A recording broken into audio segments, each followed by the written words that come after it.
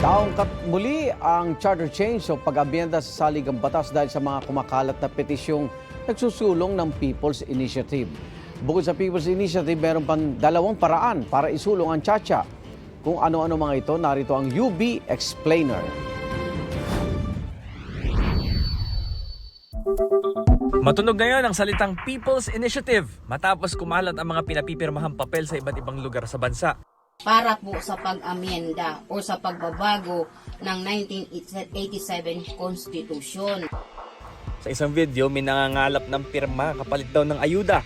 Ang People's Initiative isa sa tatlong paraan para isulong ang charter change o Chacha o yung pag-aamyenda sa saligang batas. Batay sa Initiative and Referendum Act, sa People's Initiative, dapat makakuha ng pirma ng hindi bababa sa 12% ng mga botante sa buong bansa. Sa bilang na yan, dapat 3% ng mga botante sa bawat legislative district ang pumirma. Kapag nakuha na lahat ng required na pirma, sasailalim muna yan sa verification ng COMELEC. Kapag na-verify na ang mga pirma, dapat mailathala ng hindi bababa sa 2 beses ang mga petisyon.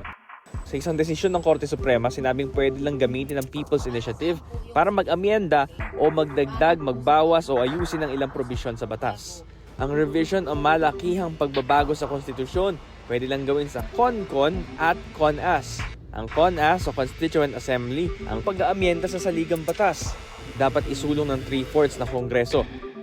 Ito ang tinitingnan pinakamabilis na paraan para gumulong ang Chacha dahil mga nakaupong senador at kongresista na ang maghihimay at magbabago sa konstitusyon. Pwede rin magpatawag ng CONCON o Constitutional Convention kung papaboran ng 2/3 ng Kongreso. Ang CONCON bubuuin ng mga delegadong galing dapat sa iba't ibang sektor ng lipunan. Ang publiko ang pipili sa mga delegado. Wala silang ibang hinahawakang posisyon sa gobyerno at nakatutok lang sa pag-amyenda o pagbabago sa konstitusyon. Ano man ang paraan na ginamit para isulong ang Chacha, ang lahat ng panukalang pagbabago o pag-amyenda sa saligang batas dapat pagtibayin ng majority ng mga botante sa isang plebisito bago ipatupad. Sa ngayon, wala pa sa mahabang proseso ng Chacha ang problema dahil sa pagpapatawag pa lang ng CONAS o CONCON. Marami ng debate.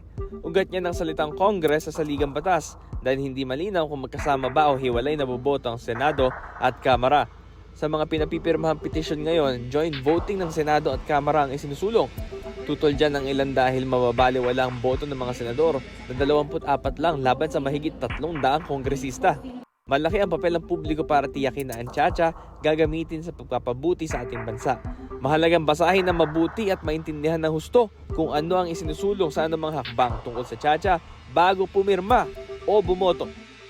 Ito ang unang balita, Bam Alegre para sa GMA Integrated News. Igan, mauna ka sa mga balita. Mag-subscribe sa GMA Integrated News sa YouTube.